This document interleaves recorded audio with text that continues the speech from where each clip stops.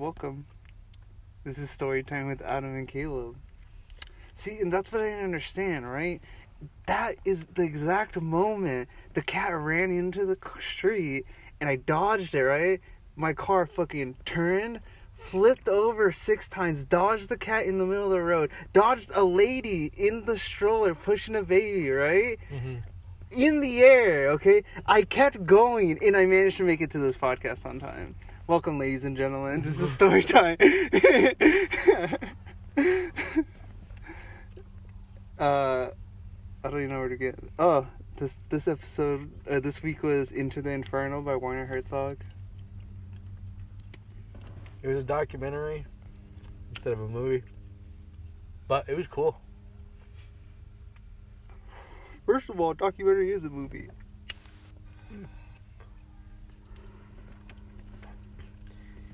I guess, like, the difference between, I think, most documentaries and, like, a normal movie is that it's nonfiction. Except for, like, well, let me those tell rare you. ones that you know. Okay, well, hold on. Let me tell you, that's not rare. That's fiction.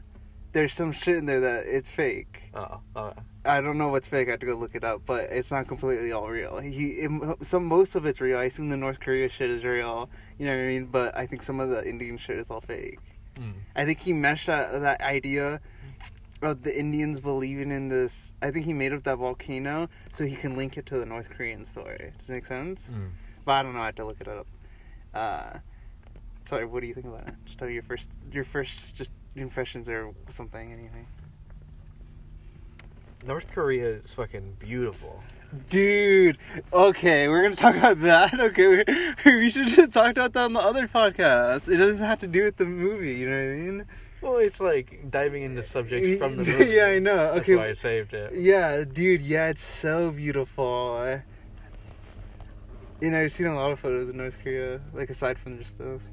It's like crazy utopia looking shit. Mm-hmm. Like, they have a museum where they celebrate where one of the leaders was born, and it's like in the middle of the woods and shit like that, and there's these big statues of like Korean soldiers and then like the president, and they're all like, it's just beautiful fucking like rock statue, and they just have like 100 of them spread throughout this trail, and then one of them's just like, it goes to the water, and then it cuts off, and then there's like a little island, and there's just a bunch of them standing on it and stuff like that.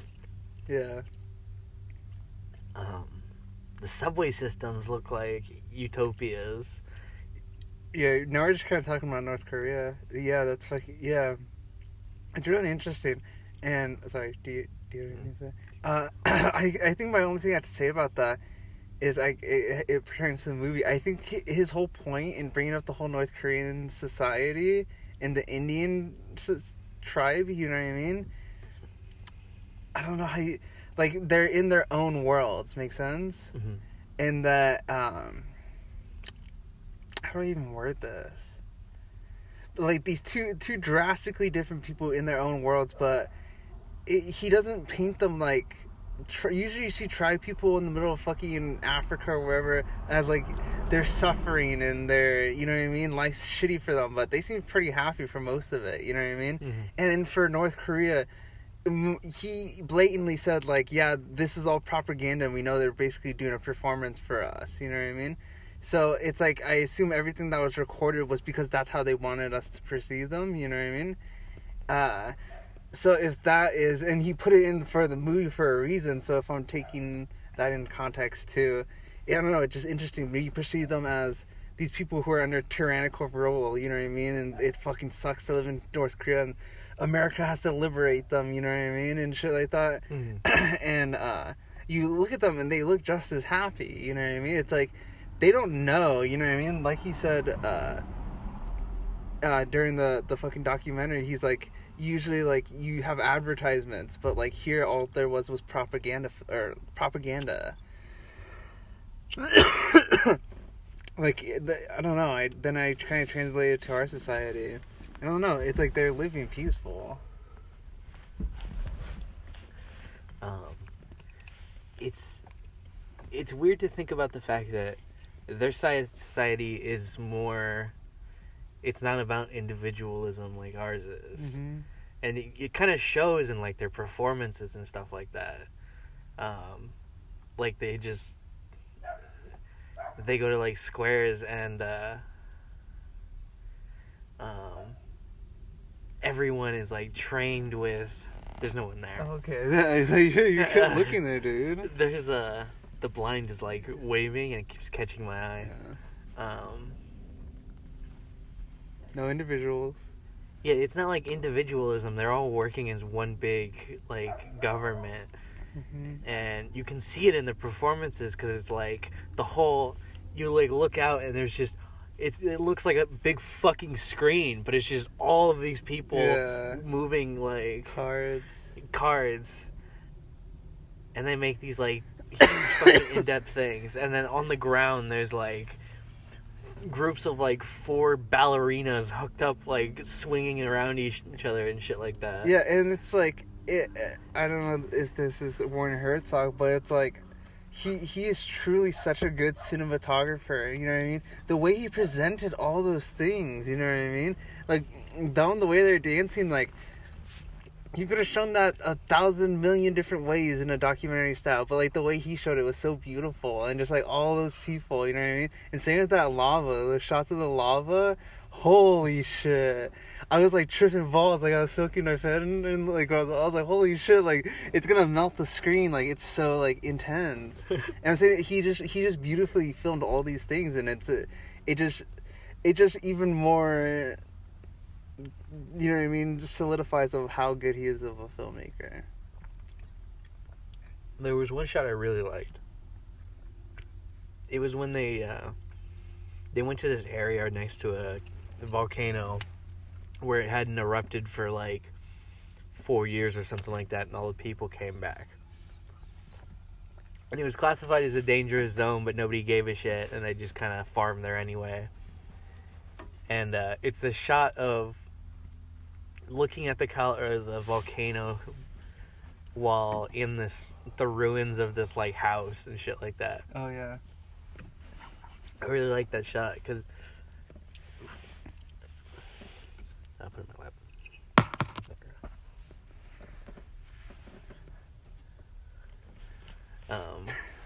Yeah, it was nice.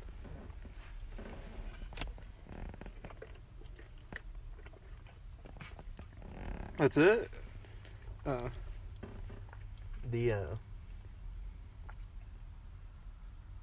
That one guy, they were in that, I forget where it was, but it was like 120 minimum. Oh yeah. Yeah. That scientist was fucking great. Oh yeah, from UC Berkeley. Yeah. Yeah, I knew. I'm like, I'm gonna fucking love this dude. I remember because I was like, this dude is like cracked out. Like, why the fuck is he? Oh, what was the first thing? Oh, remember he?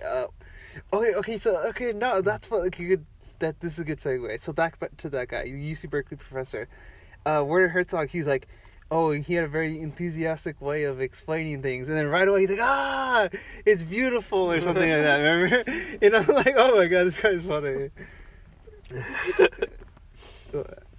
was just laughing at that. Yeah. So it's just so funny because Werner Herzog, if you know anything, you should. I think out of all the filmmakers, you know what I mean. I've already told you about him. And once I tell you about him more, you're gonna be like, oh yeah, I remember that. I think of all the filmmakers, I think you would like him because because of his personality when he was young and like I guess the films he makes. So Werner Herzog, when he was young, he was like he was I guess he was like that, basically how that guy is, but as a German, right? And he was part of the new German cinema, and he was actually commissioned by Germany to make films. You know what I mean? Mm-hmm. And it was after he kind of grew, but he was a part of this small German film movement who got paid from the government. And that's very rare. You know what I mean? The government doesn't do that ever for anything. You know what I mean? And what was I saying? Where was I going with this? Oh yeah, so remember the very first episode of the Bloom Cab? At Bloom Cab episode 1, he's like, nature is vile, blah blah blah. That's fucking Werner Herzog. He's like, I don't see beauty, I see asphyxiation. Like, you know, he's talking about nature. What? There's a bug. But yeah, he was very like that guy with his filmmaking and his opinions about shit, and he's just known as this like loudmouth, like opinionated filmmaker. You know what I mean? Mm-hmm. And like his whole thing about films is like you have zero excuse. The film should be made no matter what. You know what I mean? And he has this is the beauty of Werner Herzog, is that he was so dedicated to a film, right? I've already told you about this, that he dragged a fucking boat, not a boat, okay? Like a cruise ship over an island, dragged it, okay, with his film money, okay? And the film is about this guy dragging a boat across an island, because on the other side of the island is the Sea of Boa. That's the story, you know what I mean? And then he made a documentary about them dragging, and because everyone was fucking losing their minds, they hired native people from the fucking island to like drag it. So there's sticks and shit like that moving everything, and so there's this huge documentary, and that's where that's from. And he's talking about nature and shit like that, and he's like, "Oh, nature's vile." And he's like, "I don't see beauty, I see asphyxiation and shit like that." And yeah, so he basically blew all the money to move this ship across the island for the movie, and then he made a movie, like a fiction movie and a documentary about the whole thing. And he's just a crazy director. He his crew started quitting, so he had to hire the native people, and it's just crazy. Like he's just that type of filmmaker. And he's calmed down, like into the Inferno. Like that's not how he is. How he used to when he was young. Damn. Yeah, he's really cool. I guess if I want to keep talking about him, he makes like legitimate documentary stuff for like Discovery and shit like that, because he's like that famous. But he does docu-fiction. I guess you can call it docu-fiction. But it's like I don't know, because some of them are completely true with information stretched. Does that make sense? Mm-hmm. And the other documentaries that he's done were 100% true. Does it make sense?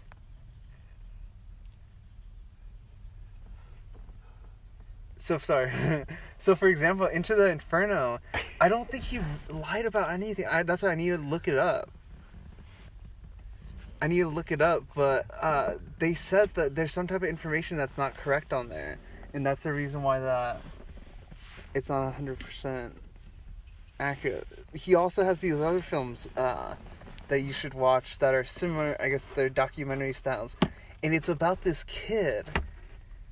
It's like such a long story, but it's a story in America about this kid, these two kids who murdered this girl in the house, this lady in the house, and it was like really unexplained. And one of them is on death row while the other one isn't. Right? And that the one who's on death row, his dad's on death row too right now.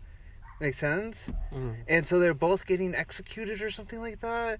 And you kind of just follow their opinion. And this kid just found God, and he's no longer like the crazy kid that he used to be, but he's okay with being like killed, you know what I mean, throughout the whole movie. And then his accomplice, who isn't getting killed, he starts to present the information as if he should be executed too, or something like that. I forgot, but like he's really good at that. Another film that he's really popular for is Grizzly Man, and it's about this documentary about this guy.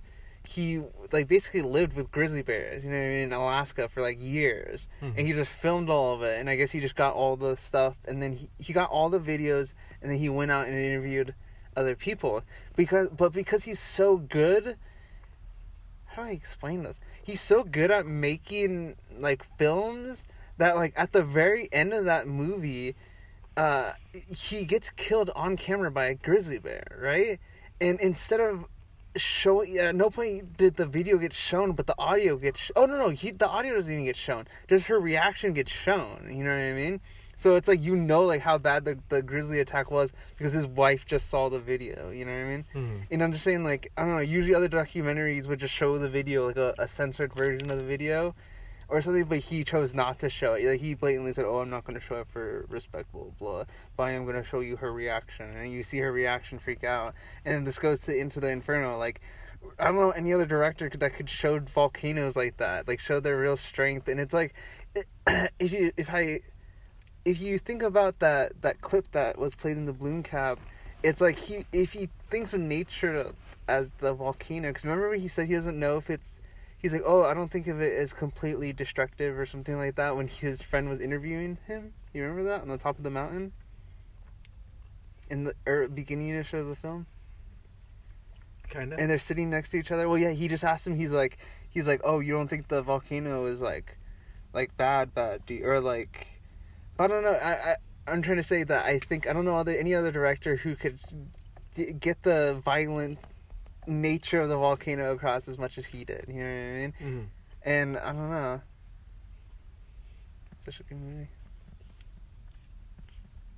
Yeah, that did kind of make it more scary for me. Because I knew if you went down there, it was dangerous, but I didn't think it was like on top. There's like fucking artillery being shot at you and shit. I noticed throughout the film that.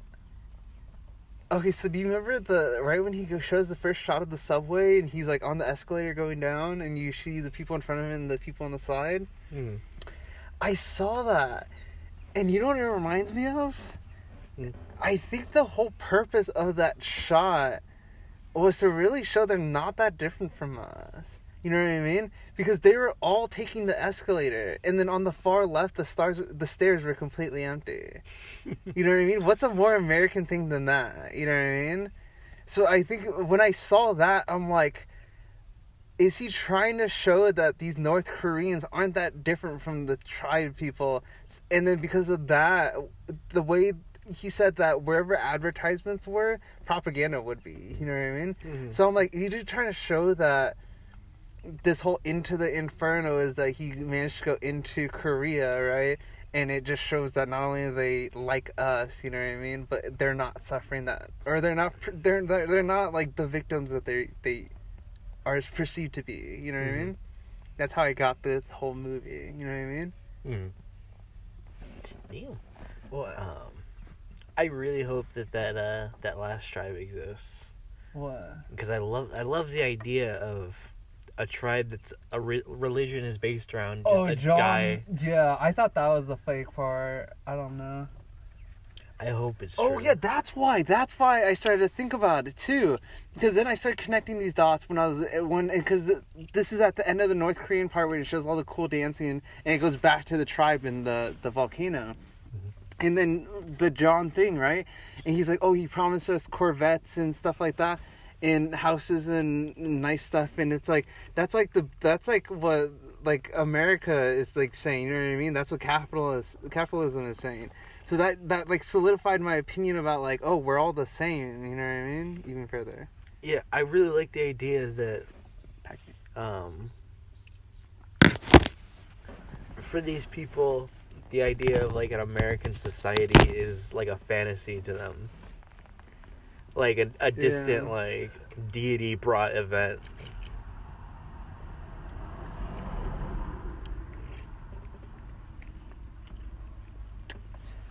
Yeah, that's crazy. Have you thought of like just like the story of that? Like how a guy came out of nowhere, out of the skies. Yeah. Like he just a lost them. GI.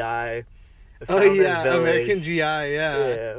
Became their god, and then when he left, he promised them like, "I'll bring capitalism to you." Yeah, and then he just never came back. I know, but you know, like Americans did that like wherever they went, right? They would like I think that they did it to these people, and they took it so seriously that they made a religion out of it. You know what I mean? Mm-hmm. As if that was real. You know what I mean? We still know if that's real. But what was I saying about that? Oh yeah, so yeah, everywhere Americans went, they always just kind of like, you guys are fucking free, you're welcome. You know what I mean? They're like, this is what freedom looks like, and then they go to the next town. Like that's how Americans are. So I can only imagine John Firm or whatever, he came in, he's like, fuck yeah, freedom, capitalism, you know what I mean? And he's like, well, you guys get in fucking cars, just gotta wait it out, you know what I mean? And he just took off, and they're like, okay. Yeah, I love the thought of that.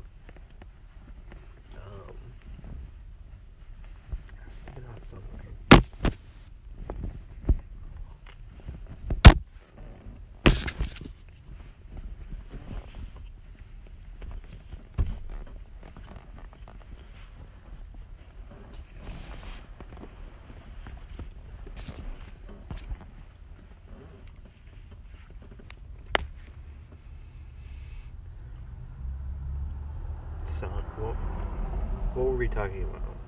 Just the fucking religion. It was something based off that. Anyways, yeah, Werner Herzog, he's fucking amazing. Good movie. I don't really have anything else to say about it.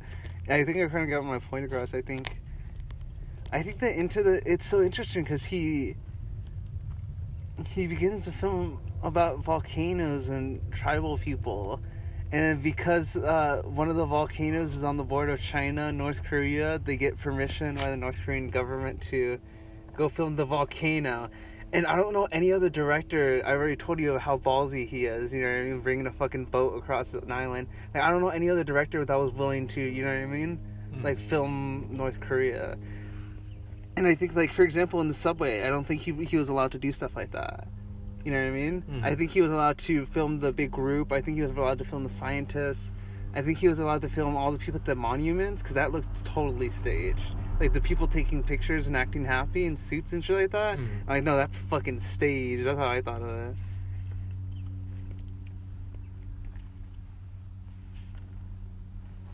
Fuck, it's gone again. Yeah, so I think the subway, I think he filmed naturally. I'm trying to think of something else. What? So, I remember a past documentary I saw about North Korea, where they were talking about these Americans who defected to North Korea, and now they're like celebrities there, and they're like wards of the state kind of thing, where they just get to live for free. I forget what his name was. I want to say American Johnny, but that's Quagmire's character from like the soap opera he has in Japan. But there's this particular part where they have him go down by this like stream that goes through the city, and there's a bunch of like old people like fishing off the thing, and that's just what these people do now. Like, they just, at some point in the day, they all gather up and they all go fishing for these tiny like fish. Yeah. It's just a bunch of old guys doing that. And just the thought of like life as a North Korean is, at least from what I understand about it, yeah, it's like you just go do your job, go home, and then sometimes you'll go to work and they'll expect you to like perform because there's Americans there or something like that. No, it doesn't. I think it's more like, since these people are raised, they're indoctrinated in this idea. So it's not that they're the Americans here, we have to perform. It's like, okay, now we're performing. Like, it's a normal thing for them. Does it make sense? Like, oh, I've been already performing this since I was a little kid. Now these people are visiting, I have to perform. It's not like we're performing in front of the Americans. I think that they're so indoctrinated, not indoctrinated, but you know what I mean? They're so like socialized, you know what I mean, that it's a part of like who, it's not they're trying to make a performance, it's who they are, you know what I mean? This is how they grew up, this is how life is, you know what I mean? Well, there's also like, if like a family goes to that particular trail where they have all the soldiers taking pictures and stuff like that, they don't fit into like that, so they just probably wouldn't be allowed in. Uh-huh. So you just couldn't go places while there's Americans there and stuff like that. And but yeah, North Korea's really secluded. Like hella secluded. You saw they don't have phones or anything. And like, oh yeah, and the reason why I'm saying that is like the little girl's dancing, you know what I mean? And the little girl playing the piano. It's like from a young age, these kids are like born into the system, so I doubt they're gonna question it when they get out. Like, or when American comes over, they don't question performing. They're like, okay, we just have to perform now. You know what I mean? Mm-hmm. It's just something they do, and that's socialism, ladies and gentlemen. I don't like socialism. Capitalism, motherfucker. We have to pack it, fool. Did you pack it? It's about out. No, I thought I cleaned it out. Oh, I thought you meant like pack it. Yeah, like with weed. No, like with my finger. Is what I thought you meant. But yeah, so yeah, it's a beautiful movie. Like, I'm just thinking of like the lava and shit like that. It's so like beautiful. And like, you remember when the lava was going super fast? It was like super like. It was like water. Yeah. Oh my god. I was looking at that and I'm like, who's that? It's like a middle schooler. Oh, that's not a middle schooler. But I was saying, imagine, you fucking, what was I saying? Last word did you hear? Lava. Oh yeah, like imagine you like. It doesn't sound real, but imagine if you could stand in front of the lava for 1 second and then let it go. That's like a 1,000 miles an hour lava truck hitting you. You know what I mean? It's like it looks like water, but it's like liquid metal, a trillion degrees high. You know what I mean? Yeah. I kept like thinking. Like, I'm sure if you had the heat protection, you could like walk on parts of the lava. No, I don't think so. With the heat protection, I think they can just go close. Like the lava would be so. It'd be like stepping on quicksand. The red lava, like hot. Like when it starts to cool and it's got that yeah, you can gray sheet over it. You couldn't stand like near the edge. You saw them where it's hardened, but they can't go closer than that. I mean, like with the heat protection. Yeah, didn't you see? They got not that heat protection, like heat protection enough to like be next to lava. Yeah, the suit.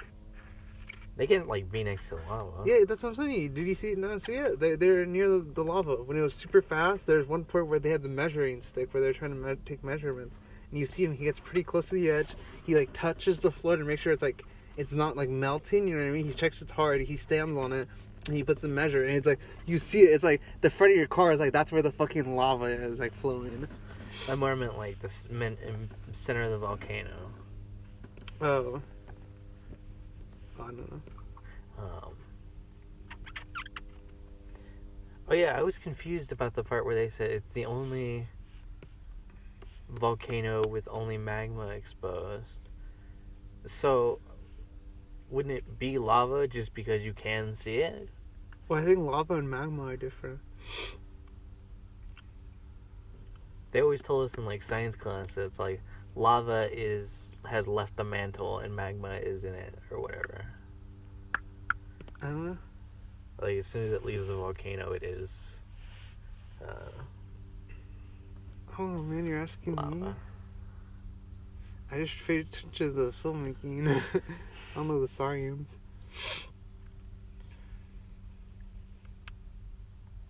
But yeah, good movie.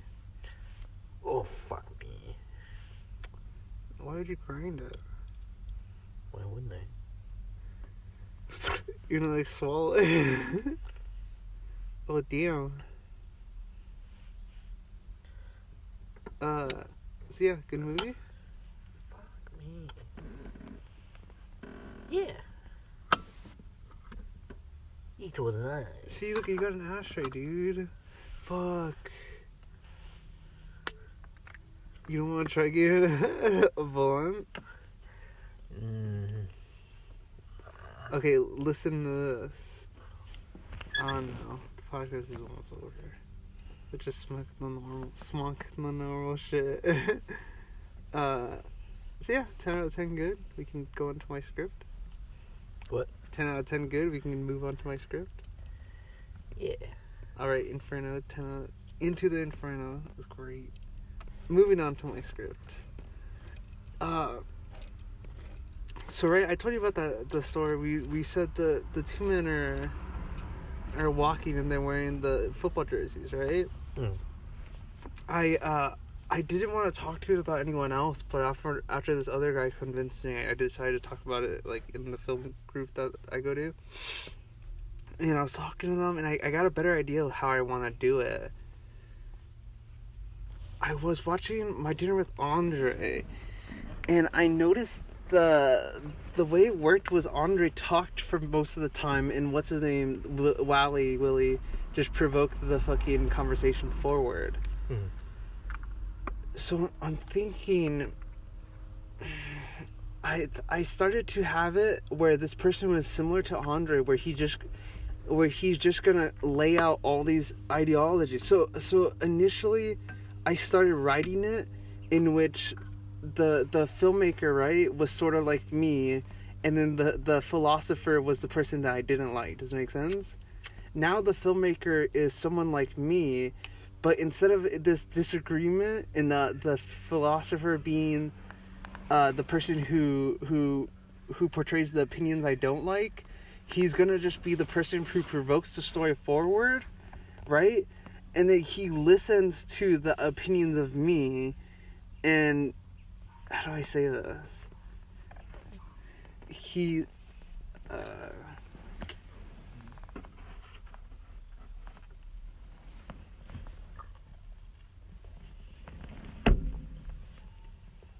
how do I word this? Give me 1 second.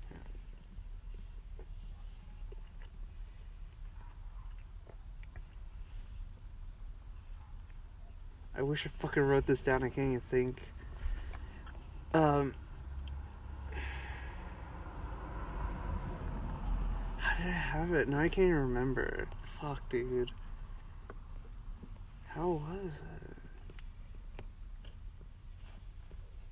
Oh, he's just someone. Okay, he's someone who embodies the opinions that I don't like. Does it make sense? Mm-hmm. But he's not someone who blatantly says it. And he doesn't blatantly portray the person that I doesn't like. He's not the social justice warrior who just blurts out, "Oh, I fucking hate Trump." You know what I mean? He's not that type of person anymore. He's the type of person like who just listening to this character, and then he brings up, "Oh, well, I think abortion should be illegal," right? It's not like, "Oh, why you don't like baby or you don't like woman," you know what I mean? It's like, "Oh, well, I think abortion," and then my character convinces them why the abortion isn't, you know what I mean, good, you know what I mean, and but it's not so blatantly said. It's like, how do I explain this? You know, it's no longer an argument between the two. It's just one that's provoking the topic forward, and the other one that's convincing them through these long stories. You know what I mean? Mm-hmm. It's no longer this argument between the social justice warrior professor nihilistic guy. You know what I mean? Mm-hmm. And what was I saying? So I have I made up this basically a fake story from like 6 different like scripts that I worked on, and I kind of meshed them together to make this story for my character basically. And I used to give myself a fake background, and then he's just gonna have all my opinions. It really starts off really casual, because I noticed with the My Dinner with Andre and 12 Angry Men, they're super casual. Like they start off like talking about like the dinner, remember, in My Dinner with Andre, like the first 10 minutes is just like them just meeting up, like saying hi and choosing what they're gonna eat, you know what I mean? Mm-hmm. And I realized that they can't just jump into an argument when they haven't been friends in a while, you know what I mean? So I opened it up that they go to the thing, and like, okay, we're gonna go on a walk instead of going into the bar, you know what I mean? And they just kind of talk about the weather, right? And then remember I told you I really love like just coming, I think I told you this, I just love like when the sun is just high in the sky, and like you just put on a song and just drive, you know what I mean? So like I kind of embody that idea where they're kind of walking around, they're like, oh, the weather's nice, oh yeah, and they're trying to talk about something, but it dwindles into awkward silence constantly, you know what I mean? And then finally he's like, oh, I love the day today, like I just love like taking in the sun. They're just talking about right now, you know what I mean? It doesn't seem like they're provoking any of the conversation forward until what happens. What did I say?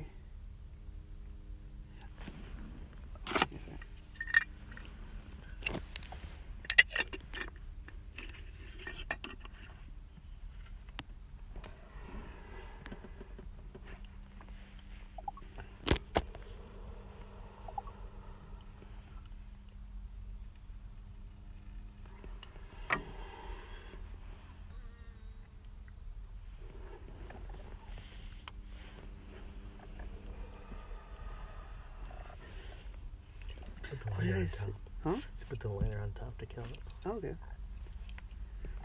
What am I trying to think?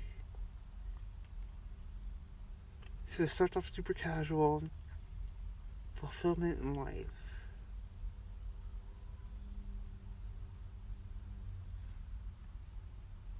I'm just gonna pull it up.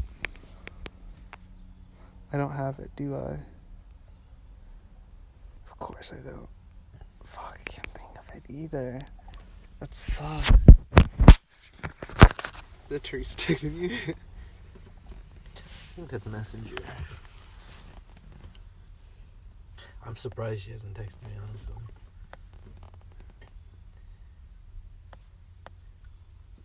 What was I gonna say? Okay, fine. I can't. But let me tell you if you like this idea. So, right, somehow they start to get into the conversation of the filmmaker, and he talks about his films, basically. At some point, they're talking about the weather, and they're talking about the films, okay?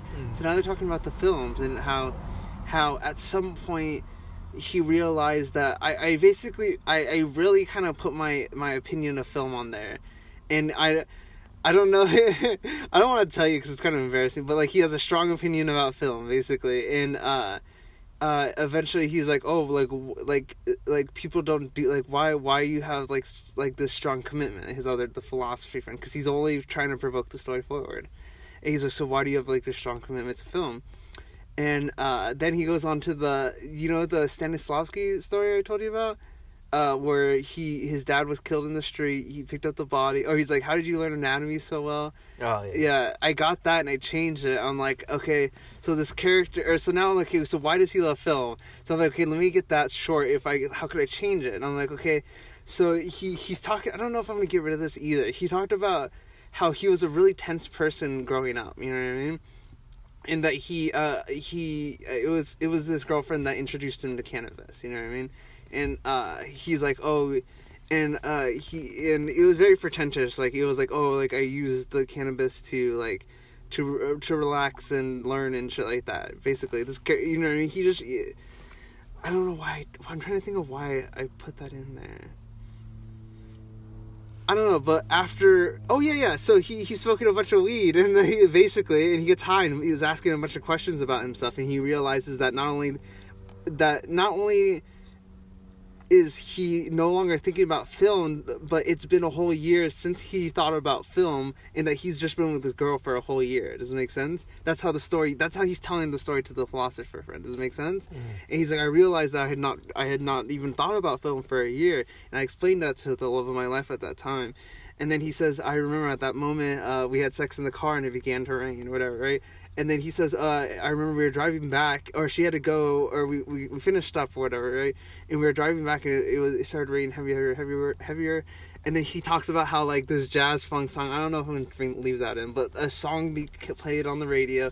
I'm just trying to slow down the story, basically.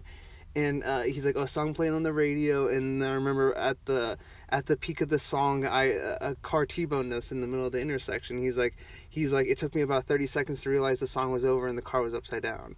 He's like, my girlfriend's head was through the windshield, or I forgot what I wrote, but she was dead, basically, and I carried her body to the morgue. And then he takes her body to the morgue, he extracts her heart, and it was because they made some love promise before they had sex that he was gonna commit to film, you know what I mean?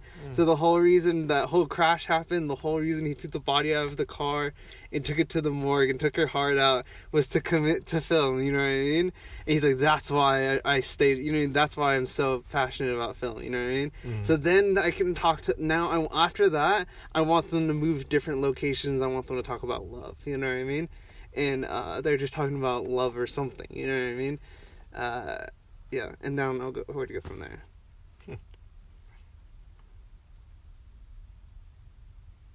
Damn. Does that sound like an interesting story? Yeah. I don't know about the whole... I don't know how to provoke the incident in which he tells the story of how... Like, I don't know. I feel like, we were basically getting high, had sex, and crashed, basically. I don't know how... That doesn't seem so dramatic, you know what I mean? It just sounds like a cheesy way of writing something, you know what I mean? Like, I don't know. Like, what kind of story would happen in which he, you know what I mean? Something so serious that's the reason why he commits the film. I mean, why would it be any less serious if it was after? Like, That's why I don't even know. I need to look at the script. So at some point he explains his commitment to film and how his whole drive is to like evolve film. Make sense? And he's like, oh, I have to transform the medium or something like that.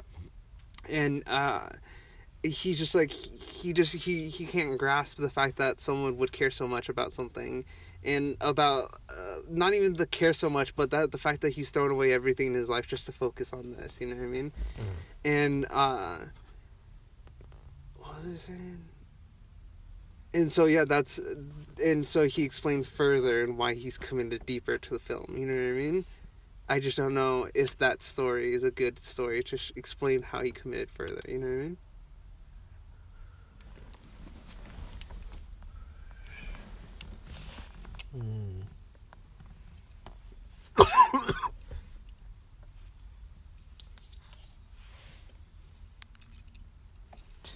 So why does he get why does he like physically take her heart? Is that like part of the promise? Because you I don't know, because I think so if it's a feature length, right?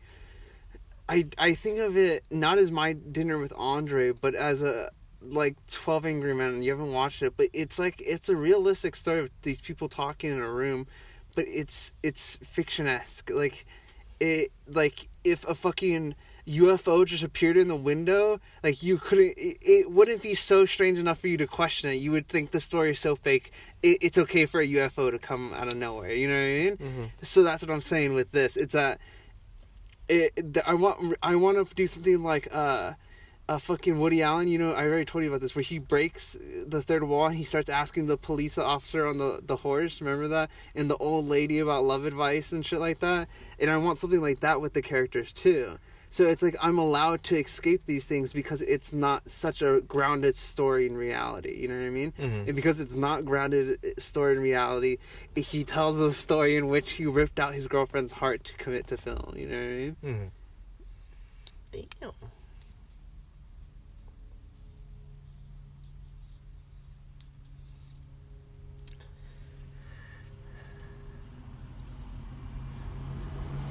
This is very good weed. I have that thing where breathing has like a feeling to it that's great. I don't feel it. Not hitting hard enough.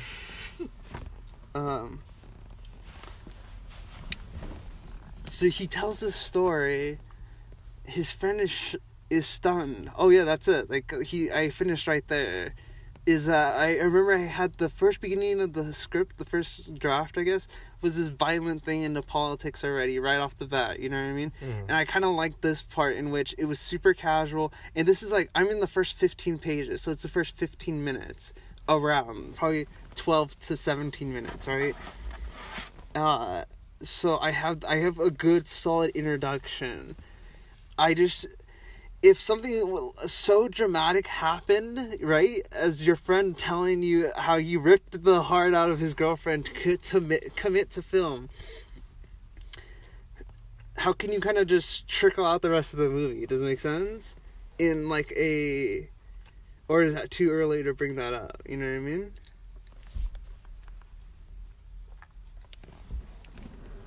I'm having a very hard time following. Yeah, I know.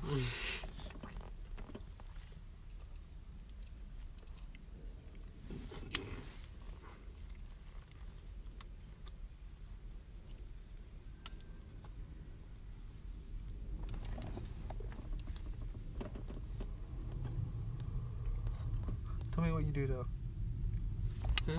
Tell me what you do now. Nothing? Guy goes on date with girl. They make promise. He doesn't go on date. He's like married. Like it's been like they're like so in love that they're practically married. Yeah, but it's like on a date. Fuck off, American Red Cross. what's it called? No, they're not on a date. They're just hanging out, smoking in the car, and it's one of these normal nights where he realized, because he's like, okay, yeah, that's how I had it. So they're talking about the weather, and somehow he talks about fulfillment, and he's like, I found my fulfillment in film, basically. And he talks, it's similar to me, where he's like, oh, I found it in college, and I loved it, and I made an exaggerated story of mine, but like he's like, oh, I attempted my first feature after a year of learning filmmaking. He's like, I realized that the number one. So he's just talking about filmmaking, and he's talking about, oh, finally I get to make my film, right? He's like, I'm making my film right now, and you're helping me make my film, and that's why you're here. So he reveals it within the first 15 minutes, right? Mm-hmm. And oh, maybe yeah, they can. That doesn't. I think this is the idea I had last night, and I don't know if I like that idea. So the whole premise of the film is this person breaking down their first film. Does it make sense? Mm.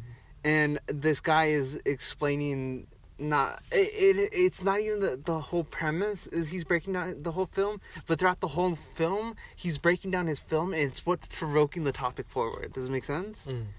And so he talks about how he's making his first feature, and that's why he brought him out, because he doesn't know anyone else who was in high school that was so close to him than him. You know what I mean? So that's why he's here with him.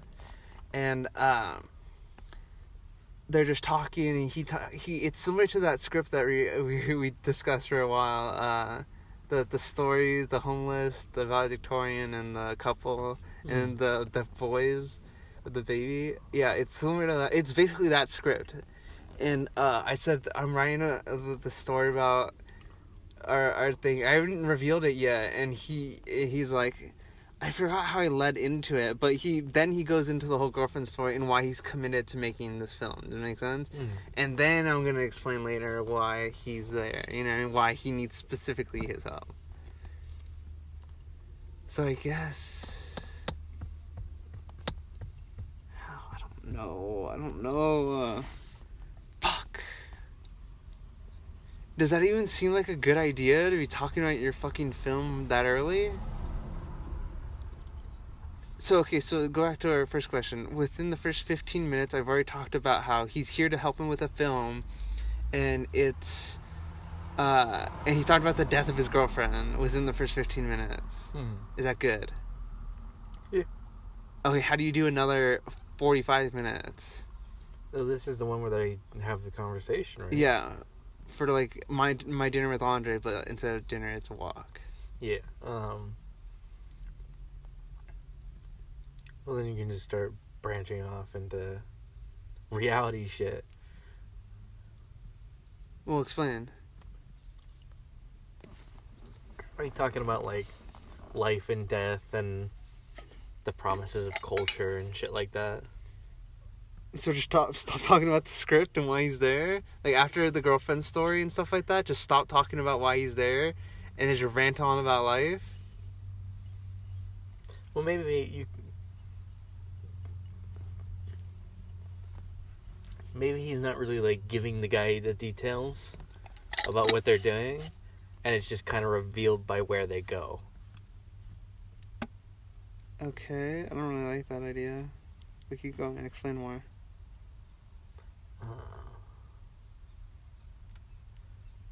Because then, like, you could continue the story, but the actual dialogue can be about just whatever, while the actual, like, what they're doing is about the story. Okay, what would they be doing? Just talking, like, with an original thing. But you're saying that what they're talking about doesn't matter. Hmm? You said what they're talking about doesn't matter. And you said, okay, you're like, but what they're doing is, and what are they doing? You're like, they're talking. Well, they're like walking to places to help him do whatever he's doing.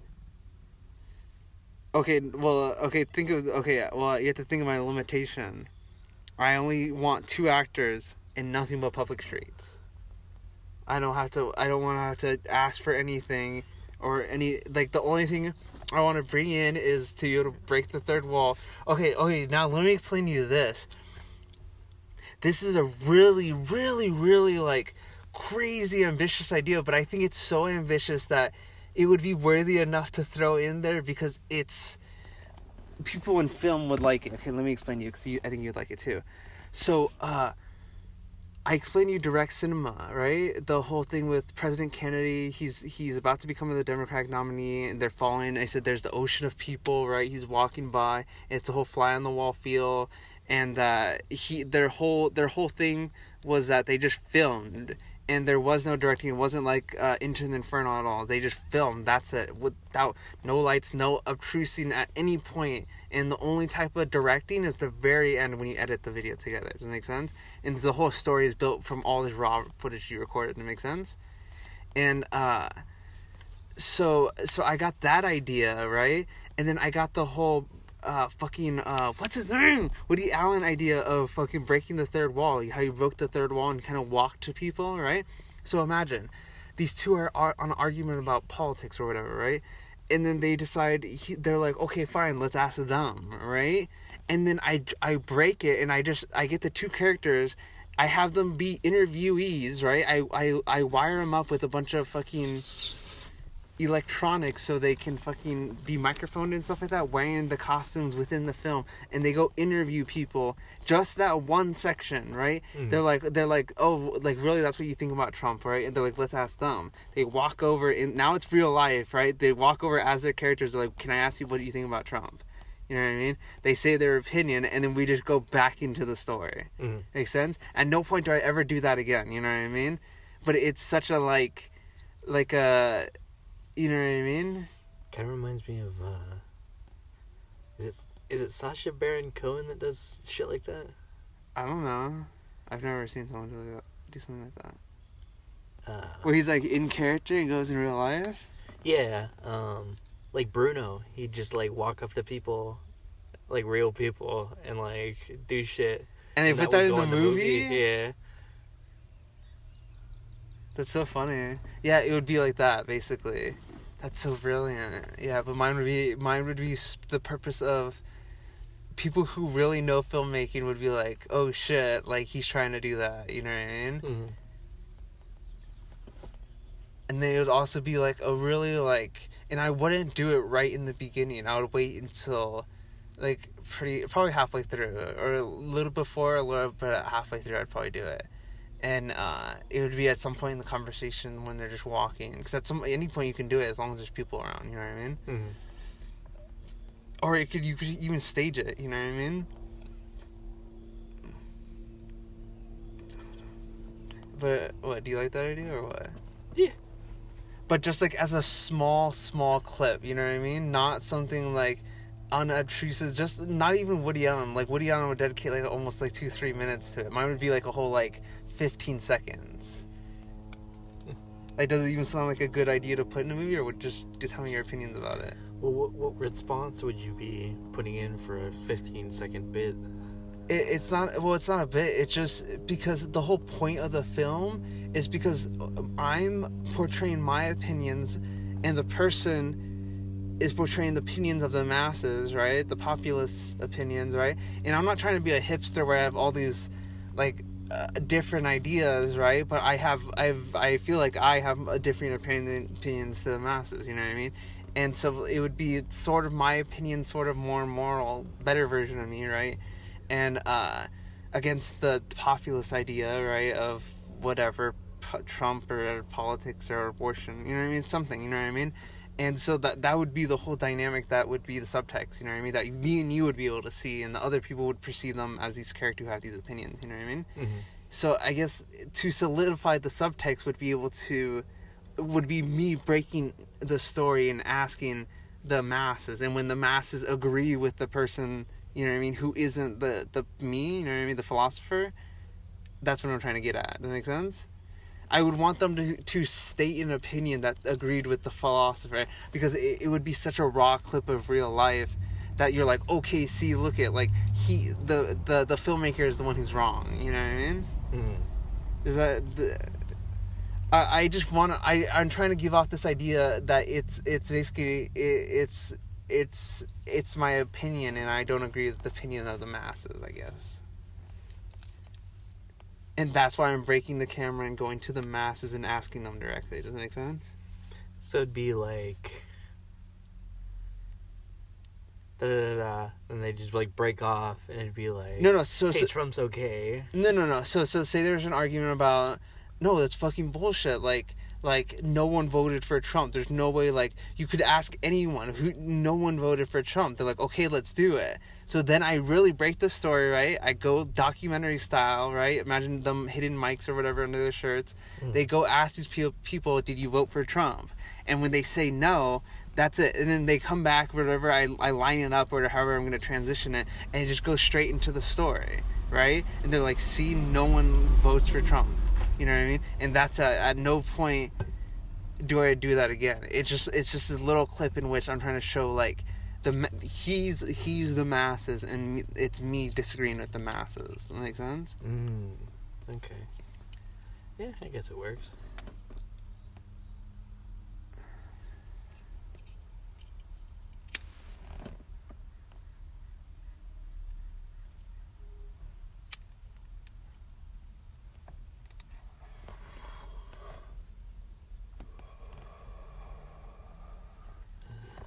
What are you thinking? I should stop smoking for these.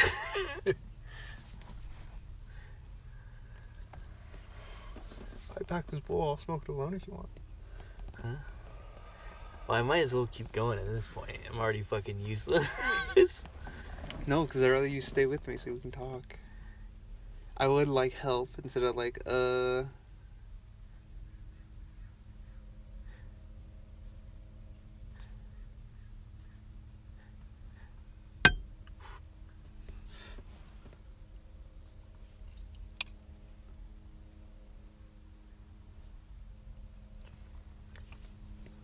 You wanna hit it? Bucky.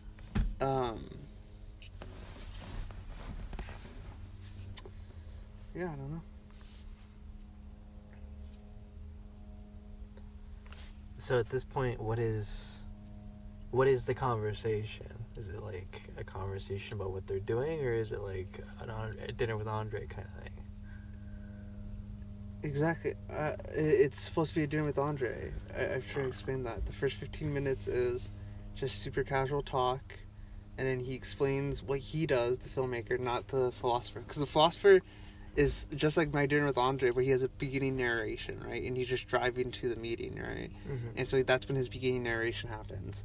And then right when they meet up, it's super casual, like my dinner with Andre, and they just kind of like, oh, let's go inside. And then you look over and it's full, and they're like, okay, let's go on a walk. Or one of them's like, oh yeah, it is full, so let's just go on a walk.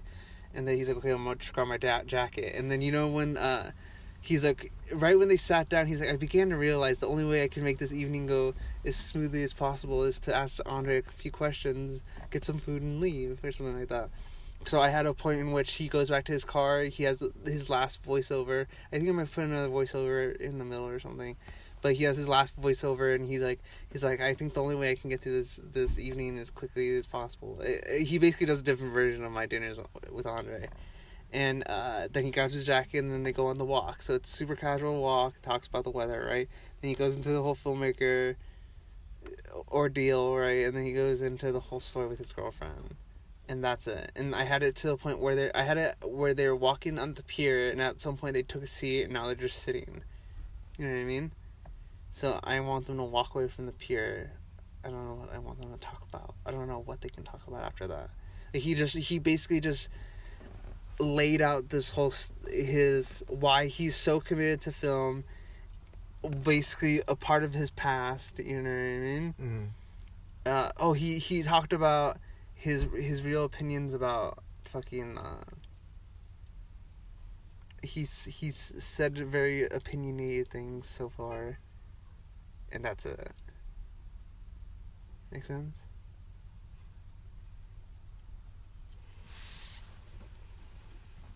So what is the question?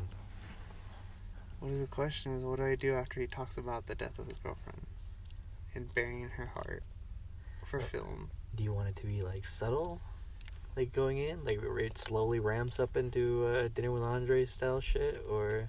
Exactly, I don't know, because if you look at the style of my dinner with Andre, it's just Andre saying these huge stories, And Wally like, okay, but yeah, what about this? And he says another huge story. Okay, yeah. Okay, he says another huge story, and then finally after the hour mark is when Wally or Willie, whatever, starts talking back. So I want something like that, where this guy kind of laying out this whole story, laying out all these opinions, right? And it's opinions in which the other person plays the masses. You know what I mean? This has to do with the whole direct cinema, breaking the camera thing. The only reason why these huge stories are being out about these broad opinions, you know what I mean? Or not broad opinions, about these opinions, you know what I mean? Is because the other one will ask him a question that provokes these huge stories. Does that make sense? Mm-hmm. And so I want him to provoke another. I want them to be like, okay, let's go back on another walk. I want the philosopher guy to provoke him to say a whole new story, and then I need him to say one more big story, and then I can have him talk back, and then that's when some type of disagreement can happen or something.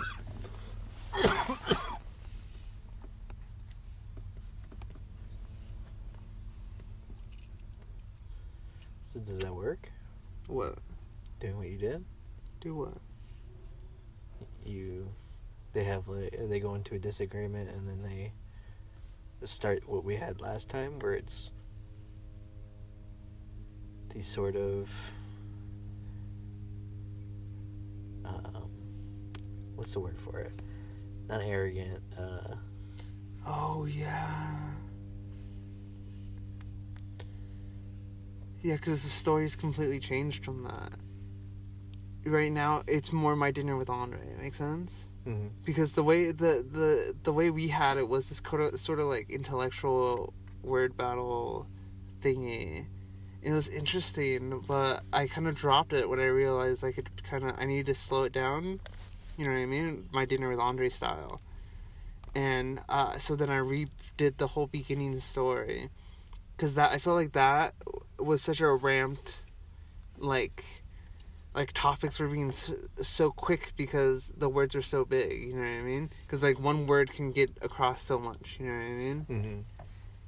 And so topics were going by really quick, and I didn't like it. I needed it to slow down. So I just threw out that whole premise, you know what I mean? Yeah.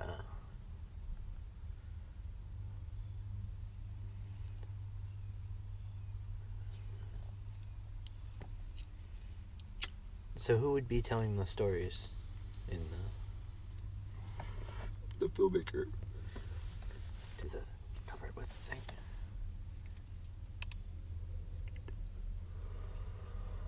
The filmmaker.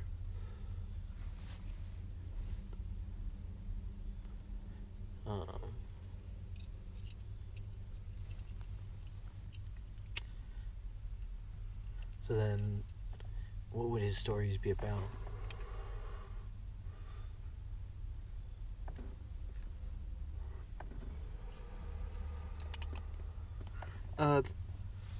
They would be about okay, so right now, sorry, I've already explained that in the beginning part. He explains how he attempted his debut feature his first year, right, and that did failed miserably, and that So it's about his first film thing? sort of, okay? So I talked... So right now, you're 10 years into the future in which he's making his first film, right? Mm. And then he's like, okay, so explain to me the first film. He's like, okay, well, we have to go back 10 years, right? Then he talks about how he made his first film, or he tried to make his first film, and it failed miserably because he didn't have any of the resources and all that. And he talked about his second year with his girlfriend, and he talked about, oh, I realized on the second year, I totally forgot about the first year. He's like, I spent a whole year dedicated to film, and then I spent this whole second year with this girl. And then he talks about how he, during that car ride with the girl, right, and they realize I haven't done film for a year, and he's like, I'm going to dedicate back to film, right, and it's that same car ride in which the girl dies. So he rips her heart out, right, takes her to the morgue, and so he's like, I'm going to commit to film because of her, because she told me to, you know what I mean? So that's why he's doing film, and that's why this film is so important to him, right? Mm. And that's why it was so worthy of him to reach out to him or something. You know, I guess that's the subtext, you know what I mean? And so now he that's all he said. He just said this. He just went over this big story about how that's why he's committed to film, is because he died in this car crash and promised her he would commit to it. So now I guess I can go back to the beginning, but like, okay, so how does this have to do with the script? I can explain. Oh, so I can like, oh, this script is really important to me, and that.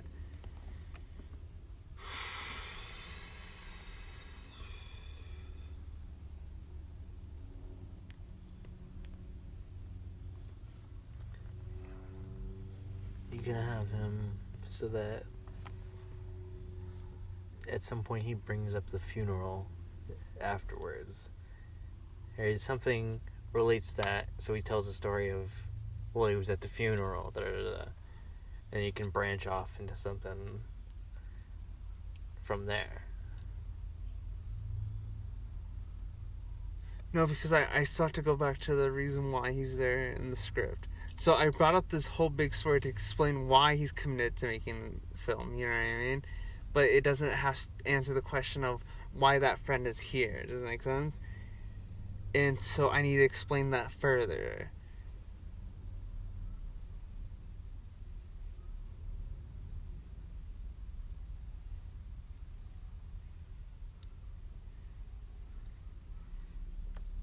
So the film is about why the guy's there? I don't know. Fuck, dude. Because, like, right now the film is about this guy just talking about film, I guess. Oh, no.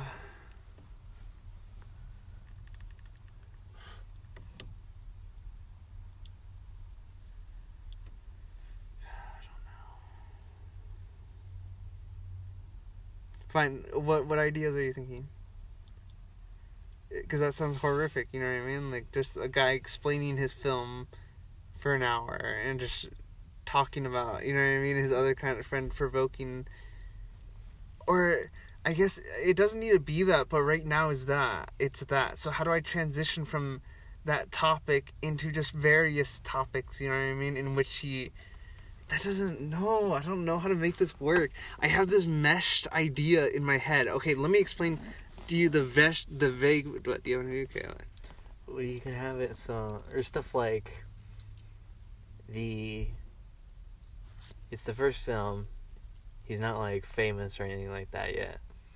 So he's doing stuff like a normal person would. So he has to go to the post office to send something out. To, like, do something. Yeah, and you don't even need to go inside. Yeah, you can just go walk in, you know, the actors stay outside. Well, but then you could have it so that the post office is closed because of the government shutdown or something like that, and then you can spring into Trump and his policies. Oh, fuck.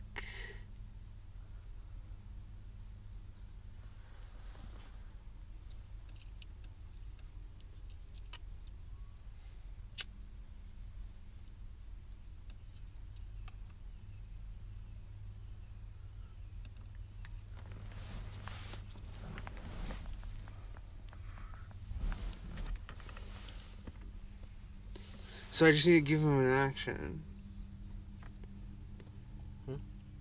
So the only way I can break away from that dramatic conversation basically is to give him something to do? Is that what you're saying? I think so, yeah. Okay, so that's really easy, okay? Because I just don't need to break away from the public street setting, you know what I mean? Because I really want that public street. It's so weird. I keep trying to explain this to people and they don't get it. I want that public street aesthetic, you know what I mean? I want them... The whole feeling is that they're just walking on a street. You know, that's the whole film. Oh, so like they wouldn't go into the building? No, I can't. I don't. If I'm gonna make a feature for less than $500 with only 2 people, a single camera, you know what I mean? I can't. I'm not allowed the luxuries of locations. I only have public streets and 2 actors. So I'm saying I can give these people actions in which they go in places, but the camera never follows them inside. Like, he could just run into the post office really quick, you know what I mean? Realize it's locked, and he's like, why is it locked? Yeah. You know what I mean? Yeah. Or he goes inside and something happens, you know what I mean? They say we can't help him or something. Yeah. But, it's not illegal to film the outside, you know what I mean? It's public street. It's free, what I'm saying. Yeah. I like the idea of, like, the camera is always just sort of facing the storefront and, like... following them, like, to the side. Like a video game, like side scroller. Yeah, and then they'd stop, go into a building, come out, and then they'd keep scrolling. No, yeah, it's gonna give that feel, but it's not gonna be like that cinematically. Like I want close shots. I want all these other shots. I want to mess around. But the whole premise is they're just walking, like they'll be on this sidewalk. You know what I mean? At some point, you know what I mean? They'll be on a regular sidewalk, or they'll be by whatever. You know what I mean? Yeah. So I don't need to pay for locations. I could just film at any location that I think is pretty. And I want to be able. I really want to break down the areas that I choose. Like for example, you know, the walk from the pier to like right that stop sign, you know what I mean, in the car, and there's that little intersection. You could look over, you can see the amphitheater below. You know what I mean? Mm-hmm. See the pier off to the right a little bit. You know what I mean? That whole walkway. I have this envision in my head where I'm just breaking that down as a stage. You know what I mean? And I'm like, what can happen in this stage? You know what I mean? Mm-hmm. So I envision like. They walk a little bit. They walk really fucking slow, basically. And they're kind of just watching the view. And at some point they stop, you know what I mean? And they sit there, you know what I mean? And stand there. And it's just this really, really small, like, area. They probably go back, you know what I mean? And then they keep walking. But I'm trying to think of these areas as stages. Does it make sense? I want, like, one in downtown Oceanside. I want one in, like, by Stater Brothers. I probably want one by fucking, I don't know, I want different places, and I'm trying to think of them as stages and how something can happen within these stages. So right now, they walk on the sidewalk, right? This awkward conversation happens, they stop, right? And they decide to walk on the pier. So now, I'm imagining they're walking away from the pier, and the world is disappearing behind them, you know what I mean? And they're trying to tell a story, and that's when he talks about film, is when this whole world is disappearing behind it. And that's it. I want my actors to memorize it. I'm not going to ask for anything. The only thing I'm going to ask for these actors is to memorize this, like, 5-minute scene that I can record as long as possible, you know what I mean? Is them walking away from the pier. And the lights on the side, you know what I mean? Mm-hmm. And, so I want this whole long conversation about film and his dedication. It's not even about film. It's like he talks about his dedication. Okay, so it's so interesting. I don't know how I put it in there, but he right off the bat he doesn't have the whole victim attitude. He's not nihilistic in any way. Like the narrator has already talked about how they both grew up poor. You know what I mean? But right off the bat, this guy is not acting like the narrator. You know what I mean? Mm-hmm. He's acting in a way happier manner. And he talks about how he's enjoying the weather, and it's just a beautiful day. You know what I mean? And it's just weird to see these two people who he said grew up in the same economic status, but one is sad and one's happy. You know what I mean? Mm-hmm. And then he talks about like his purpose, and that's how I get into film. But I don't know. I forgot how I did it, but I did this whole philosophy sort of thing, conversation because of the professor. And it goes into, like, fulfillment and what fulfills them and how humans can be fulfilled, you know what I mean? And that somehow it's easily transitioned to film. Because he's like, oh, film is my fulfillment, you know what I mean? And that's when he goes into film, and then he's like, that's why I invited you out today. And then he's like, well, if you want me to explain the script, you have to explain this. And that's when he goes in the girlfriend story, right? And that's where I am now. Make sense? So it's like they just walked on the pier. The world is disappearing from him. He's talking about film. They decide to sit down on one of the benches on the pier, and he breaks down this whole story about him and his girlfriend, right? Mm-hmm. And now what happens? Where we just hit the first 15 minutes of the movie. Oh, okay. I've been telling you this for like the last hour. So now what happens? So I wrote that down because I wanted to show his commitment to making this film. I haven't explained why the friend's making the film what the friend's help is in the film. You know what I mean? Because he's already explained how he's gonna help him with the script because they grew up together. Mm-hmm. So I have to explain the script and how it takes place here, but I don't know how to segue into that.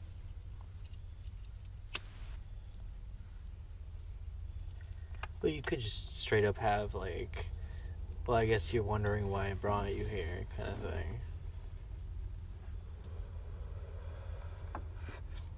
And well, think about it. The last word I wrote down was like, I asked to dissect her heart. You know what I mean?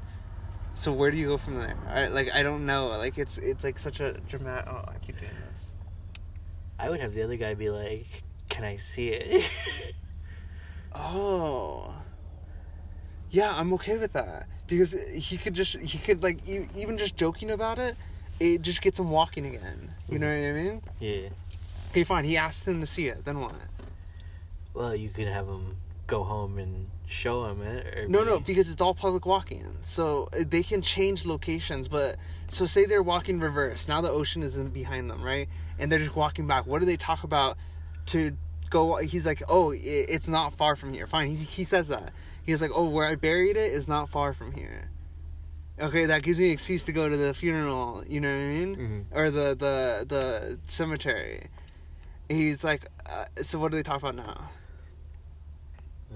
Well, what do you want to talk about? I want to get into my opinions, but how do I segue from the murder of my death? We're gonna go look for her heart. Is that the whole film? They're looking for her heart? That'd be kind of dumb. And that's the MacGuffin, right? Because you don't ever find her heart, right? We're just going on this walk to find her heart, but the whole story is what they talk about. Mm-hmm. You know what I mean? Is that a good idea? Yeah, you could have it so that it's MacGuffin is like it's a fake plot thread or something like that. It's a fake direction, like two couples, or like someone is like, oh, the Pulp Fiction suitcase. There's no point to it, you know what I mean? But the whole suitcase is the reason why they killed the kid in the head, and the whole reason why there's blood in the car, the whole reason why they had the clothes and they go to the diner and have the gun, the whole reason why they go to the Wolf, and you know what I mean, with Quentin Tarantino, is because of the suitcase. Mm. Yeah, you could have it so that you go, and then at some point they find the heart. You don't even have to show it, and then they talk about it somewhat. They're like walking away from it, and then there's still like another half hour of the movie.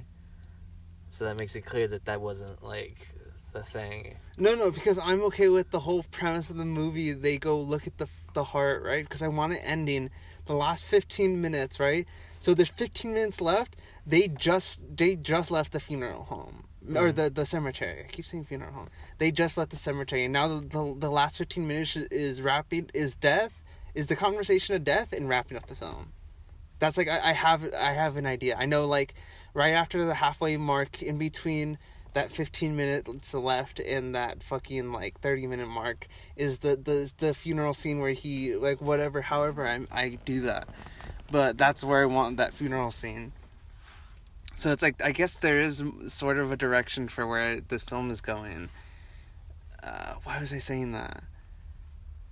Oh, because, so I want the heart to be the MacGuffin. So you think they're looking for this heart the whole film, but the conversations is what the film's about. Make sense?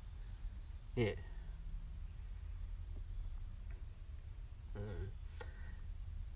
I just like the idea of ending it before the conversation's even close to over. So that... Oh, yeah, I had that idea too. Sorry, keep going. So maybe it would be like the walk back to the car or something like that. Yeah, I had that idea. Yeah, and no one understood that either. So imagine, I told them, like, okay, what if I ended it? Because they're asking about endings. I'm like, okay, what if I ended it? They just kind of talking and they're back to the car. And they look over, they're back at the beach and the sun's like about to go down. You know what I mean? Mm-hmm. Like, would that be an ending? Like, in the middle of a death topic? Because I wanted them leaving the funeral home. Yeah. I like it. Yeah, but you said the whole heart thing. What, should I get rid of? Like, what do you mean? Like, they go to the cemetery. It's not us. What? It's not us. Oh. You don't even have to show it. You could just cut to after they dug up the heart and he looked at it. And the conversation goes on about what they saw. And it branches off into something, the last big bit, and then they get to the car, and that's the end of the movie.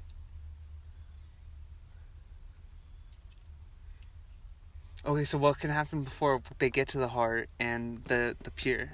They just got up from the chair and they talked about going to look at the heart. And then they look at the heart. So what happens in between there? And that's the meat of it, where I want to talk about stuff. We can have him stop and be like, "Oh, I need to send something else." And they stop at the Oh, post yes, office. yes. Okay, and I also want the scene where a car pulls up. You know what I mean? Like just nonchalantly, they're sitting on the corner smoking a cigarette. Right? This is the part where the conversation happens to dwindle down. You know what I mean? Throughout the whole film, right? I had this idea. Like imagine the whole film, right? There's this constant conversation, and the only time they decide to stop talking and just smoke a cigarette in silence, another story is revealed, right? So I don't know how I could do that tiny story with like I only got 2 minutes, like, and I want it in someone's car, right? And it's in the intersection of where they're smoking. Make sense?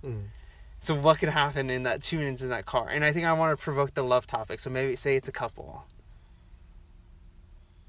And they're smoking, they look over the car, what are the couple doing? I was thinking maybe it could be like they knew each other from like High school, right? Yeah.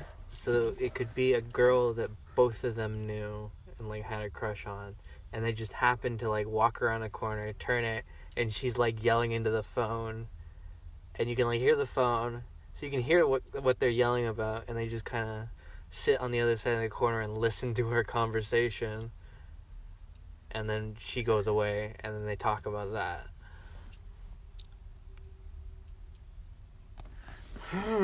Okay. That's really good. I don't know if I want that specific idea, but the whole idea of like someone on the phone and like it just cuts away just for a second. She's just blurting on the phone about all this shit, you know what I mean? And they have or something, you know what I mean? What could she be blurting about? Cause I could bring her back. You know what I mean? Her arc can be completed. What could she be blurting about? Well, if you want it to be about love, she could be like yelling at her boyfriend or something like that.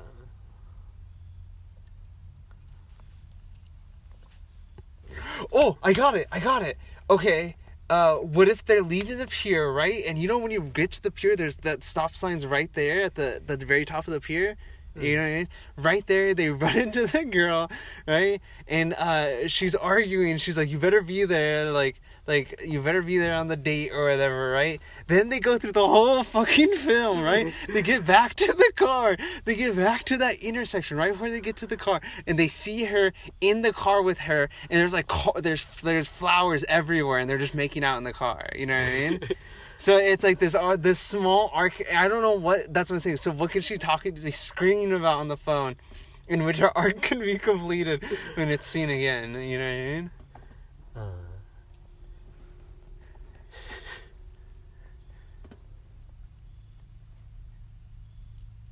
I mean,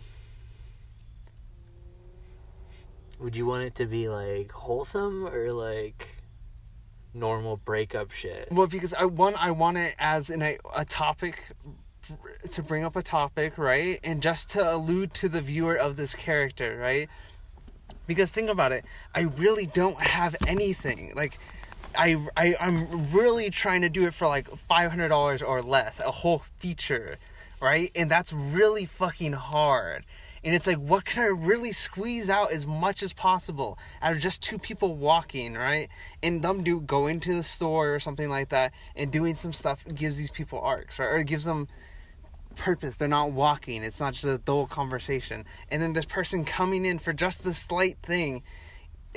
The purpose is wholesome, I guess, to show that this person who didn't have a relationship or who was shitty in the beginning now is in a loving relationship at the end of the movie, I guess. Yes, I guess it's supposed to be wholesome, but the purpose is because it gives this film more substance, you know what I mean? Mm-hmm. And it gives an arc, you know what I mean? It's an actual story, multiple stories going on.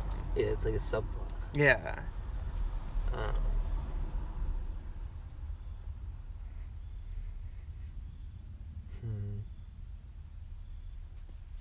Maybe she could be going to the cemetery too. So. No, because I don't. I want something so subtle. She can't be infiltrated like that.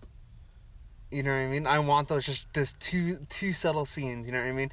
Just simply I want the part in which, because I want the ending sort of be heartwarming. So not heartwarming, but it's not my Andre-esque, because my dinner with Andre is like, it concludes in like, okay, none of them really changed, and he kind of is questioning everything. I don't even know like how the ending of mine, but you know what I mean.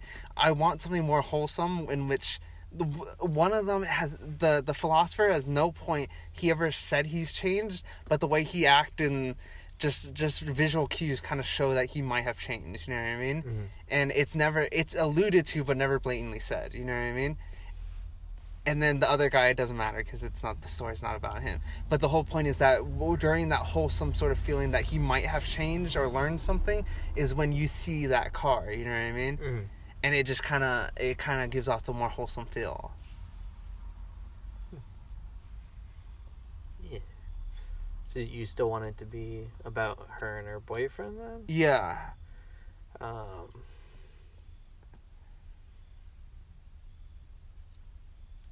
Maybe it could be like he's going away or something like that. And they're trying to frantically meet up before he leaves or something. And what if he has a wedding ring? You know what I mean? He proposes to her that day. You know what I mean? In the car, like you just happen to see him holding. They happen to be at the stop sign, and he's holding her hand and like kissing it, and there's a ring right there. You know what I mean? Yeah. But what could they be arguing about? So that's their second scene. What would their phone scene arguing about?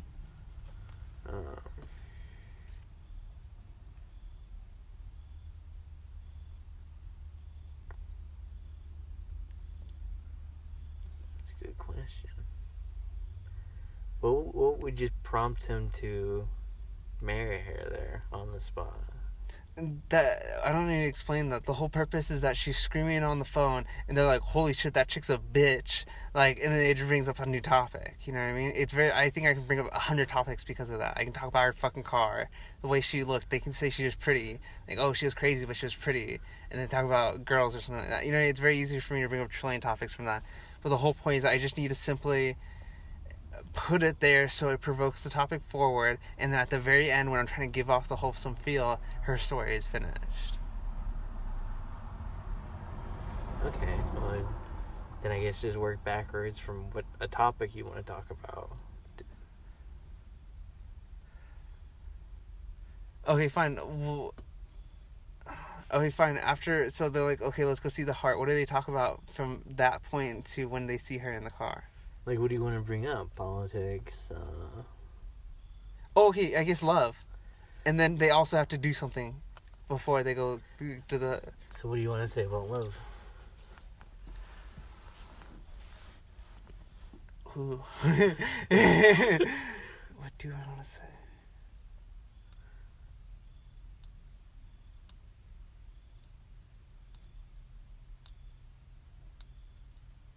His opinions about fake love. You know what I mean? Mm-hmm. And I could sort of show that with her on the phone, and... So you could show her as this sort of vapid, like, cheerleader type. And, maybe have him show up at one point and they call her a gold digger or something like that. And then they show the married scene where they're having a very lovey-dovey sit together in the car with their new ring. Shows that she was actually in love with him. Yeah, and they can be passing by a restaurant and he just gets on one knee, you know what I mean? And it's like one of those things, like, have you seen the video of like how many times do they pass the ball? And have you seen that? And then they pass the ball, and then in the background there's a fucking giraffe. How long have we been recording? Fuck, hour now. Dang. But yeah, sort of like that, you know what I mean? Mm.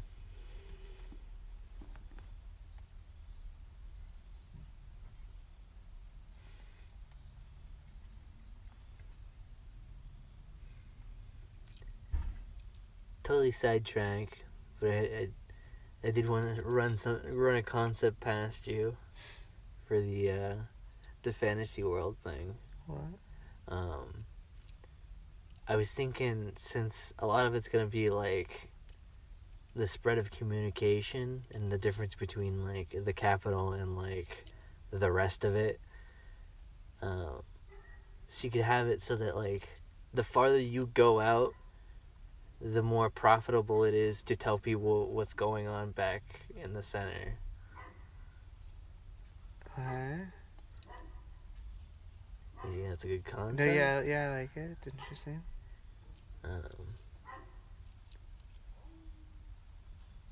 Yeah, we haven't talked about that.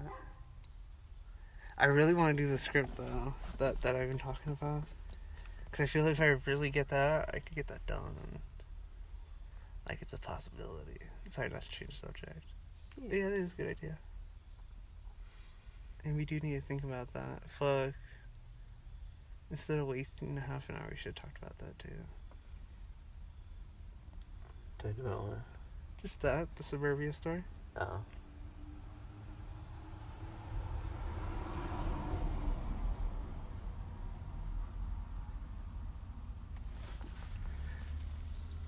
So what were we at on the Suburban story? Nothing, we were just fucking shooting on ideas.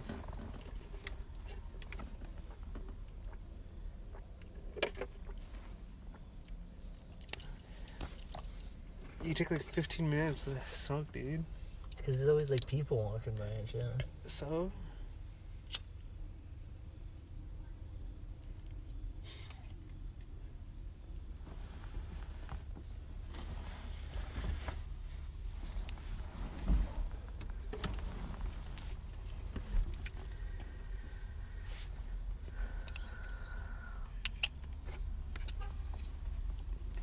Very so. Suburbia, you have anything to say about that? What should we talk about next on it? Build on. Oh, I have no fucking clue. I haven't even been thinking about that. That's why I said I wasn't. I wish I didn't waste half an hour. You could have talked about that. So are we still going with like the clandestine chemists? Sort of thing, yeah. Yeah. We had the main plot, which had something to do with that, and then like the background was this sort of depersonalization subplot. Yeah.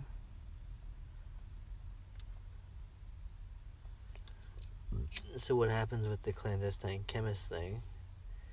Does he get a bunch of people high on acid and like lead a spiritual movement? No, I don't know. I thought it'd be, I don't know, just some type of, oh, that was his, like, connection to the underground, you know what I mean? Oh, yeah. But why did he need a connection to the underground? So we're gonna talk about the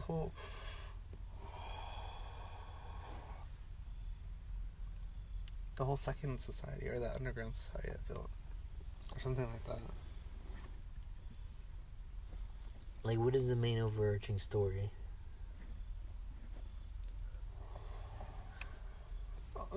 We didn't say.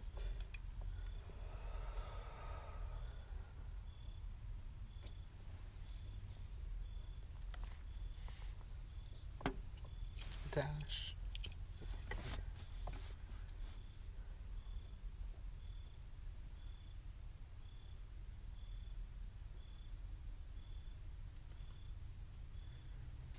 Someone's been like walking by for hours.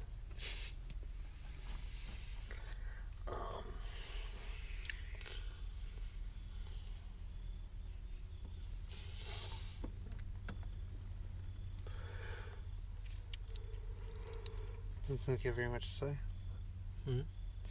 Doesn't seem like you have very much to say. Nope. I was hoping you had something to talk about first. No, I'm just thinking about my script. I just want to go home and write that. I think I have an idea. Because it's really interesting. That whole giving him a purpose. What could he do?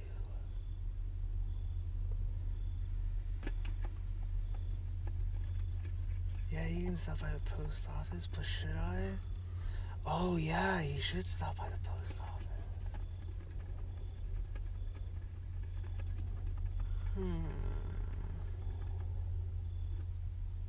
Yeah, I don't have anything else to say. I just need to think and write.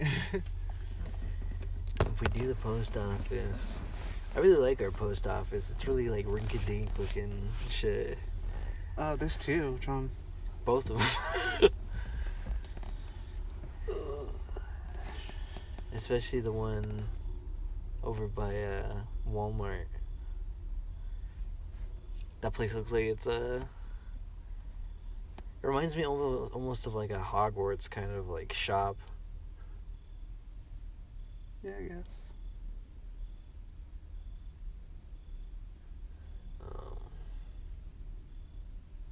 Yeah, I guess that's it. You don't have any last words? Vans are cool, man. That's the wrong podcast, man. Whatever, dude. It's into the Inferno. North Korea is fucking crazy beautiful.